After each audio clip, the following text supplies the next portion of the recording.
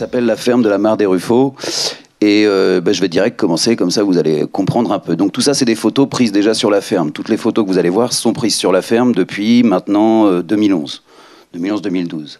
Donc voilà, du coup, comme toi tout à l'heure, hein, je ne suis pas tout seul, il y a ma compagne qui est là dans la salle, quoi, et il faut remettre la place aux femmes dans le monde agricole qui est très patriarcal, faut pas les oublier. Donc, qui nous sommes ? Louise Desfontaines, donc elle a 28 ans, elle a un BTS paysagiste, elle a fait une école d'ingénieur paysagiste, elle est ma conjointe collaboratrice, et elle va sûrement devenir aussi, en gros, elle va sûrement créer un GAEC. Elle a 4 ans d'expérience en maraîchage, conventionnel et bio, voilà, et elle est fille d'agriculteur, et son père, lui, est céréalier sur 200 hectares en semi-direct sous couvert, végétal vivant, dans le Berry. Et moi, l'habit fait pas le moine, voilà, donc j'ai 36 ans. À 14 ans, j'étais piégeur agréé. Je suis petit-fils d'agriculteur du côté de mon père et de ma mère. J'ai fait le permis de chasse où j'ai eu 0 faute, voilà, mais parce que j'étais aussi piégeur avant. Donc j'ai eu le timbre gratuit la première année. J'ai un bac pro pépiniériste que j'ai fait en alternance à la pépinière L'Écuyer en Seine-Maritime qui date de 1840. Pépinière de pleine terre où j'ai appris à greffer, à tailler, à arracher des arbres de gros plans. Et j'ai un BTS, gestion et protection de la nature, éducation en environnement. Et maintenant, ça fait 8 ans que je suis donc maraîcher arboriculteur en agroforesterie, non-travail du sol. Et aujourd'hui, bon, je ne chasse plus, voilà, mais j'aime toujours autant manger les produits de la chasse. Je fais partie de la Ligue de protection des oiseaux. Je fais partie du groupe Mammalogique Normand. Pas mammalogique, ça n'a rien à voir, mais mammalogique, les mammifères. Je fais partie de MSV depuis ses débuts et je fais partie aussi de Slow Food. Voilà, qui est une association internationale sur des produits bons, propres et justes. Comme ça remet un petit contexte. Alors, on est là, entre Rouen et Le Havre, voilà, sur le plateau du Roumois. Nous, on a 3 grands plateaux dans le coin. On a le plateau du Pays de Caux, le plateau du Neubourg et le plateau du Roumois. Des très gros plateaux fertiles de limon. Je vais y passer comme ça, voilà. Donc, je suis installé sur 2,8 hectares. Il y avait 2 hectares qui étaient une parcelle conventionnelle que j'ai récupérée avec la SAFER. Comme quoi ça arrive, hein. On peut récupérer des parcelles avec la SAFER. Voilà. Et sans... enfin bref, voilà. Et 0,8, enfin, et 8000 m² de terrain qui appartenaient à mes parents. Donc les 2 hectares étaient une parcelle céréalière qui appartenait à 2 frères, qui habitaient très loin, sûrement un héritage familial. Et du coup, ils n'y amenaient pas de matière organique, parce que c'était trop loin, ils n'allaient pas user du pneu sur la route. Et donc la prairie, vous imaginez bien, une prairie permanente où en fait on n'extrayait pas la matière organique, donc une régénération et un fort taux de matière organique. Donc 2 systèmes un peu différents qu'on travaille, ou qu'on accompagne différemment. Voilà, il y a un bail familial du coup, je n'ai pas d'emprunt. Je suis passé par le parcours jeune agriculteur avec la DJA et tout, quoi. Il y a 77 000 euros d'immobilisé. En gros, à peu près, on est à 100 000 euros d'immobilisation aujourd'hui. Donc, on est sur petite surface. Hein. Il n'y a pas d'emprunt, mais en fait, j'ai fait des crowdfunding, des financements participatifs. Donc, c'est-à-dire qu'en fait, plutôt que de demander l'argent aux banques et vous devenez salarié d'une banque, en fait, j'ai demandé l'argent directement aux gens. Voilà. Et donc, ça fonctionne, à condition de leur faire voir des choses qui leur parlent. On est très peu mécanisé, tracteurs, épandeurs, semoirs, etc. On est au micro-bénéfice agricole, si ça intéresse des gens. Donc, on a un chiffre d'affaires inférieur à 82 000 euros et une comptabilité de gestion, etc. depuis les débuts. Ça, c'est si après vous avez d'autres questions annexes, on peut toujours en parler à côté.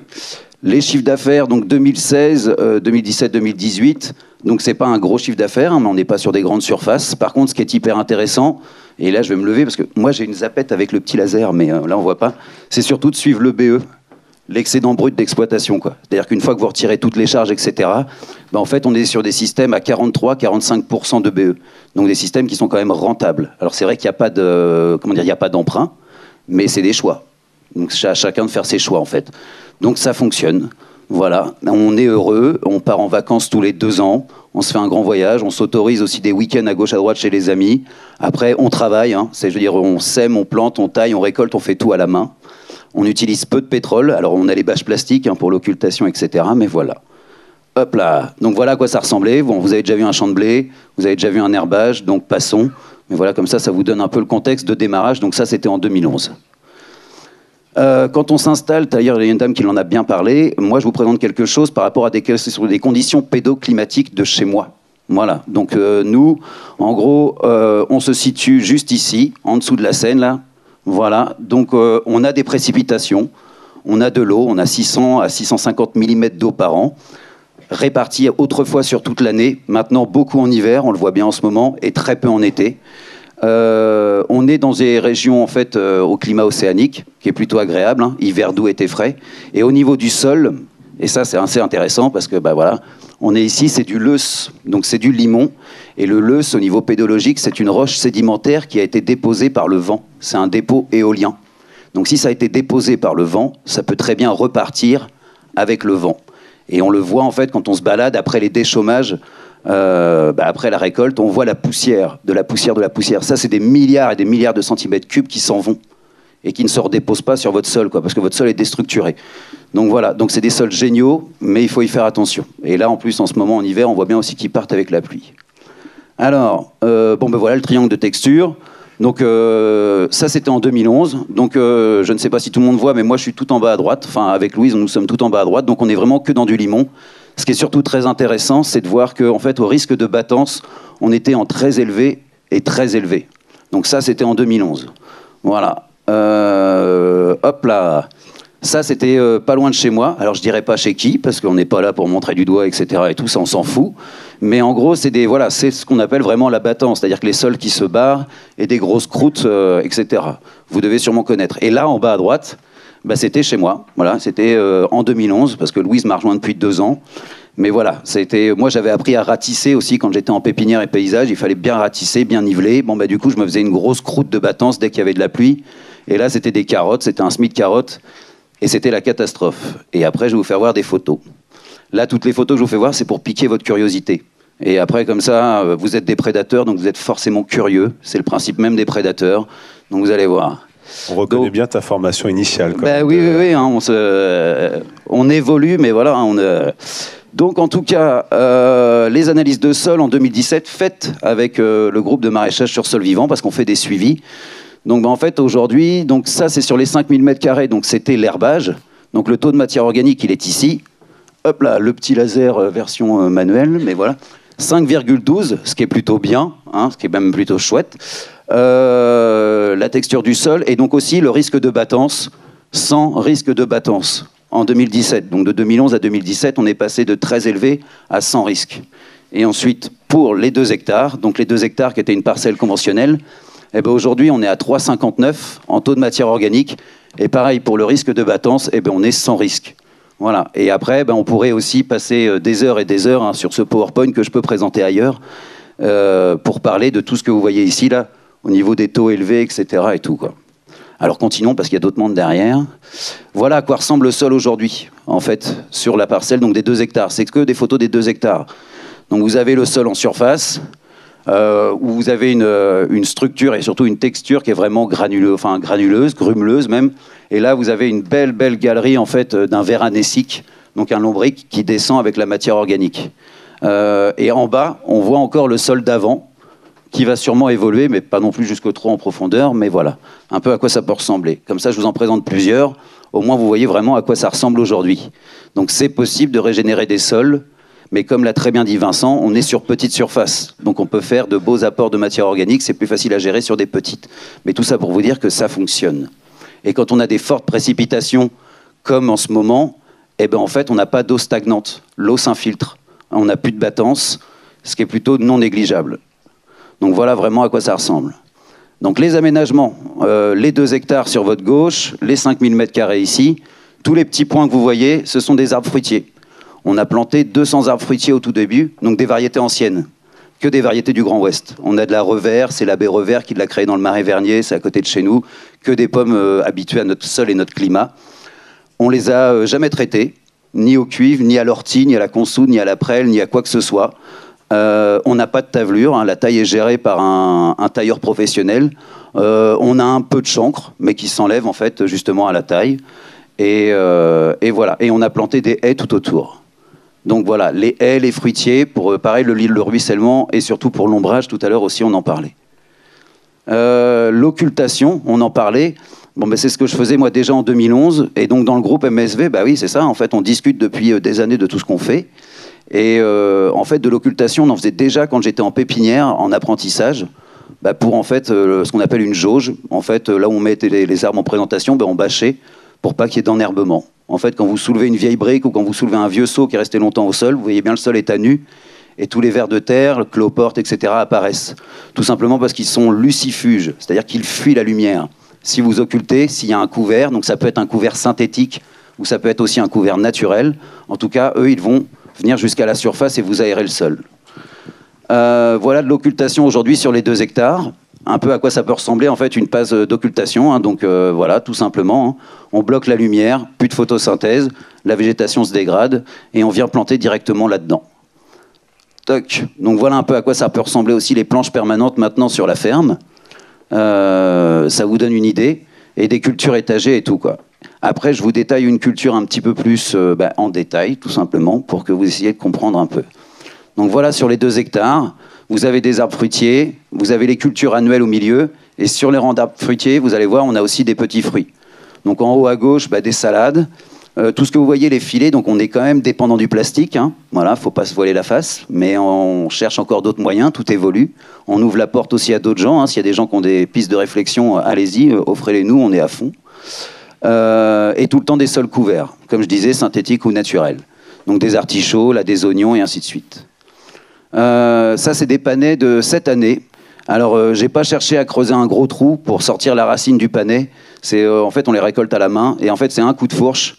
Et en fait, on est tous partisans du moindre effort. Hein. Autant les prédateurs que même les plantes. Et en fait, elles s'infiltrent dans les galeries, surtout les galeries des anéciques. Et donc, ce gros panais, là, vous ne pouvez pas voir, mais on est à 84 ou 85 cm. Et il est sorti tout seul, quoi. Donc voilà, c'est... comme je vous ai dit, hein, c'est pour piquer votre curiosité, mais pour prouver que ça marche. Ça, c'est des brocolis, pareil, qu'on a fait cette année, sachant qu'on n'a pas d'irrigation en extérieur. On ne peut pas faire de forage, enfin on pourrait, mais on est à 130 mètres. Donc c'est 23 000 € juste pour aller chercher le dos. Quand vous avez 50 000 € de chiffre d'affaires, ça pique un peu, quoi. Donc on va mettre des cuves de récupération d'eau, mais voilà, ça marche. Culture de poireaux, voilà. En gros, on occulte le sol, comme vous l'avez vu sur une des anciennes vignettes. On vient installer de la paille, on n'a pas d'ouvreur de rang. On fait ça avec des débroussailleuses, voilà, hein, on tourne, on ouvre les rangs. On vient planter, alors là vous avez du mal à les voir, mais nos petites porettes dans les rangs. Et ensuite, on vient bâcher. Sur ces poireaux, on fait un désherbage. Le plus gros poste, nous, en maraîchage, c'est le désherbage. C'est vraiment chronophage, quoi. Et c'est ce qui coûte le plus d'argent à tout le monde. Avec des systèmes comme ça, on a très peu de désherbage. Et surtout, après, les poireaux, alors bon, là, il n'y a pas de vidéo ou quoi que ce soit, mais on les arrache à la main. Je ne sais pas si vous avez déjà récolté des poireaux sortis d'hiver, il faut dépenser énormément d'énergie. Donc en fait, si vous utilisez des tracteurs, vous allez utiliser énormément de carburant, vous allez utiliser énormément de chevaux pour pouvoir sortir tout ça. Donc ça fait faire des économies, quoi. Vous utilisez moins d'énergie pour votre matériel. Et donc le poireau qui est ici, là, à côté de mon opinel, en bas, en fait, vous l'avez là pour vous donner un peu la tête. Donc on est en bio, hein, donc pas de phyto. Les filets, c'est contre les insectes, la mouche et la teigne. Un désherbage. Voilà, c'est non négligeable. Ça, voilà, une culture un peu plus détaillée, la culture des oignons en agroforesterie. Voilà, et là, attention, hop là, miracle de la technologie. Vous avez donc les pommiers haute tige, voilà, en agroforesterie, en variété ancienne. Donc, Mathias les taille avec des échasses. Ils sont 5 en France à tailler avec des échasses. C'est pas des trucs de cirque, c'est vraiment des échasses adaptées pour terrain un peu escaboté. Ensuite, vous avez donc les petits fruits. Parce que tous les rangs sont en culture étagée, donc là c'est des framboisiers, à côté ce sont des groseilliers, on a d'autres rangs où ce sont des cassis, on a d'autres rangs où c'est de la rhubarbe, et ainsi de suite, et ainsi de suite. Pour votre indication, au réfractomètre, ce que tu parlais tout à l'heure, au niveau des framboisiers, on est à 15 à 17% de taux de sucre. Pareil, c'est plutôt très bien, très très bien, quoi. Donc voilà. Et ensuite, vous avez donc nos oignons, voilà, sur les différents, et au milieu, vous avez de la facélie. Donc autrefois, on mettait de la paille, on mettait même du broyat, mais c'est long. On fait tout à la main, comme je vous le dis, quoi, voilà. Donc on est bien épanoui, hein, au niveau sport et tout. On n'a pas besoin d'aller à la salle de sport, nous, mais au niveau mental, c'est pareil. Le corps et l'esprit, les deux sont liés. La facélie, c'est facile à mettre en place. Donc en fait, voilà. Et pour les données technico-économiques, en gros, un peu sur la culture d'oignons, donc c'est une jachère de 3 ans sur la parcelle de 2 hectares. Un rang sur 2, je les ai mis en régénération naturelle. Si on n'a pas de sous, il n'y a rien de mieux que la jachère. La jachère, tout le monde en parle, mais en fait, c'est un investissement de temps. Vous avez un retour sur investissement qui est incroyable. Cette jachère, je l'avais broyée, j'avais même mis un peu de broyat. Donc du coup, derrière, 4 variétés d'oignons. On a planté 50 bulbilles d'oignons sur bâche, que je tiens à dire, voilà, au moins. 918 mottes. sur 1000 mètres carrés, 900 mètres carrés exactement. Et en gros, à la fin, on a fait 2 désherbages et on a sorti 1,5 tonne d'oignons. Voilà, ce qui est plutôt pas mal. Et donc, c'est des oignons rouge blond de Florence, rouge, jaune et rose d'Armorique. Que des variétés pour le goût. Comme je vous disais, il faut toujours piquer la curiosité des gens, mais même au niveau du palais. Donc, un autre truc, la biodiversité végétale attire la biodiversité animale. Voilà, c'est tout simple, les plantes attirent les animaux. Donc, en gros, si vous voulez attirer des animaux chez vous, afin qu'ils vous aident, c'est-à-dire qu'en fait, ils vont manger des insectes, donc ça va être des insecticides, donc ça va faire baisser votre coût en insecticides, ce qui est non négligeable dans des fermes qui sont pris à la gorge au niveau des charges. Eh bien, mettez des plantes. Les plantes, elles vont attirer les animaux dans leurs branches, leurs feuillages, leurs troncs, leurs écorces, leurs fleurs, leurs fruits. Et au niveau du souterrain, on en a parlé tout à l'heure, au niveau de la rhizosphère dans les racines. Parce qu'ils vont autant se planquer dans les branches que ceux qui sont dans le sol vont se planquer dans les racines. Hop là. Alors, plus vous aurez de plantes, du coup, plus vous aurez d'animaux. Afin de redensifier les réseaux trophiques, il faut absolument redensifier les chaînes alimentaires pour le fameux principe de prédateur-proie. Et voilà, il vous faut donc, comme je disais, des plantes de toutes les strates différentes. Alors, je vais aller peut-être un peu plus vite parce que Louis, on est peut-être, on est bien. Il reste 2 minutes et on est 70 slides, je crois. Non, c'est pas vrai, c'est pas vrai. Après, si vous voulez attirer des animaux, c'est bien beau de mettre des plantes, mais si vous mettez n'importe quoi, j'ai bossé en pépinière, si vous mettez du photinia, du laurier palme, ça sert à rien. Il faut attirer des plantes, il faut mettre des plantes mellifères, des plantes qui contiennent du miella, du nectar. Et en gros, il va falloir installer des plantes qui fleurissent très tôt dans la saison, jusqu'à des plantes qui fleurissent très tard dans la saison. Il faut recréer des écosystèmes, il faut les redensifier. On ne fait pas ça n'importe comment. Donc sur votre gauche, vous avez des exemples de saules, de forsythia, de cassifleurs ou différentes sortes de prunus. Bon, cette année, j'ai vu à Vernon des prunus qui étaient fleuris le 20 janvier. Ça, c'est voilà, faut peut-être se poser des questions au 20 janvier. Et sinon, bon, là, j'ai mis que des photos de lierre parce que c'est des photos que j'ai prises hier, mais sauf le dessin là, mais c'est du lierre qui fructifie très tard. Alors le lierre n'étrangle pas une plante. Le lierre, il se sert juste de la plante comme d'un tuteur. Donc, il faut arrêter de zigouiller les lierres. C'est des énormes plantes, c'est des refuges, c'est très mellifère, et en plus, ça fait des fruits en hiver. Et là, voilà. Donc, on peut en reparler après avec plein de gens. Donc après, les animaux, ils sont attirés par le gîte et le couvert. Donc en gros, le gîte, ça sert à se protéger, à se reposer, à se reproduire et à communiquer. Même pour tout le monde. Si vous voulez que vos potes ils viennent chez vous, il faut qu'ils soient bien logés et qu'ils mangent bien. Bon, voilà, c'est pareil, c'est des animaux. On est des animaux, faut pas le prendre mal. Et le couvert, en fait, tout simplement pour se nourrir, la fameuse prédation, élever sa progéniture, croître et pérenniser l'espèce. Voilà à quoi ça sert, en fait, de tout simplement ramener des animaux chez vous. Donc les haies, ça, c'est des saules. Hein. Des saules, vous prenez juste une branche, vous la mettez dans le sol, il y a 98% de chances que ça marche. Donc vous serez un pépiniériste, bravo. Et voilà ce que ça peut donner au bout de 8 ans. Ça vous fait des haies brise-vent. On parle d'externalité positive sur des systèmes comme ça, sur des haies. Ça nettoie l'eau, ça filtre, ça capte du carbone, ça fait brise-vent, ça nourrit de la biodiversité. Et qu'est-ce qui se passe dans ma haie, là? Moi qui ne chasse plus, mais en fait, j'ai tout le temps les perdrix qui viennent chasser. Parce que les perdrix, ça piète. On dit que ça court au sol. Si ça court au sol, les perdrix, c'est pour courir après des choses qui courent, pas des graines. C'est pour courir après des carabes, après des araignées, etc. Donc mettre des agrès noirs, c'est bien beau, mais réintroduire des plantes qui vont attirer les insectes que les perdrix mangent, c'est tout bénef après pour des sociétés de chasse, quoi. Et du coup, ça coûte moins cher derrière. Hein. Hop là. Donc l'agroforesterie, les cultures étagées, comme je vous ai dit, le gîte, le couvert. Des sols couverts, ça sert à quoi? C'est ce qu'on appelle des corridors. Alors des corridors, c'est un mot barbare que nous on utilise, les naturalistes entre nous et tout, comme en fait c'est des couloirs. Parce que dans la nature, si t'es vu, t'es mangé. Et voilà un peu à quoi ça peut ressembler, différents refuges. Faut pas trop se prendre la tête, des tas de branches, c'est des refuges. Parce qu'en fait, vous allez faire des refuges à reptiles, amphibiens, mammifères, invertébrés. Il y a des refuges à mammifères, comme les chauves-souris. Ça, c'est différents mammifères que vous allez attirer chez vous. Alors oui, il y aura des renards. Les renards, ça peut manger 60 à 90 mulots par jour, ou campagnols. Donc c'est non négligeable. Ça, c'est une belette qui prédate aussi... les campagnols, les souris. Alors pareil, quand quelqu'un dit qu'une belette a emmené sa poule, c'est pas vrai, c'est des conneries. J'étais piégeur, enfin je le suis. C'est pas possible, une belette, elle peut pas emmener une poule, quoi. Donc, par contre, elle peut vous manger les campagnols et ainsi de suite, quoi. Les hérissons, etc. Ça, c'est une musaraigne, c'est pas une souris. J'ai bientôt fini. Et les amphibiens, les crapauds vivent sur le sol et ils mangent les œufs des limaces et ils mangent les limaces. Donc ils vous aident. Les couleuvres mangent les crapauds, c'est vrai, mais mangent les campagnols aussi. Et ça, les tritons, c'est juste que ça prouve que votre milieu est extrêmement vivant parce que c'est des animaux très fragiles. Et si vous en avez, c'est que déjà le milieu commence à s'équilibrer. Et ça, c'est différents invertébrés que vous pouvez avoir chez vous, des carabes et ainsi de suite et tout, quoi. Mais en gros, comme je vous disais, ils sont tous lucifuge, donc il fuit la lumière. Donc si vous avez un sol à nu, vous n'en aurez pas. Il faut des couverts. Voilà. Donc après, les pollinisateurs, abeilles, bourdons.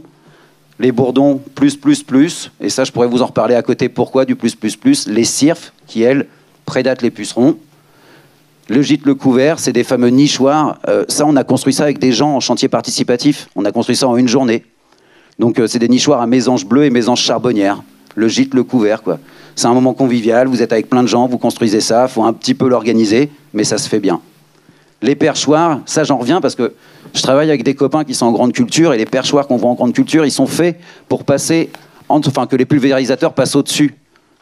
Oui, ça paraît normal, quoi, pour un autoporté, etc. Sauf qu'en fait, un prédateur, si vous le mettez à ça du sol, il peut prospecter qu'il a une petite aire de chalandise, si vous voulez, quoi. Si vous le mettez à 5-6 mètres de haut, il a une énorme aire de chalandise pour pouvoir voir et pour pouvoir chasser. Donc il faut mettre des perchoirs hauts. Voilà. Et vous retrouverez vos pelotes pour savoir ce que vous avez. Par contre, si vous attirez la biodiversité, ils vont prédater, quoi. Donc ils vont vous bouffer aussi des framboises, ils vont de temps en temps vous attaquer les tomates, donc il faut quand même s'y protéger et installer des filets.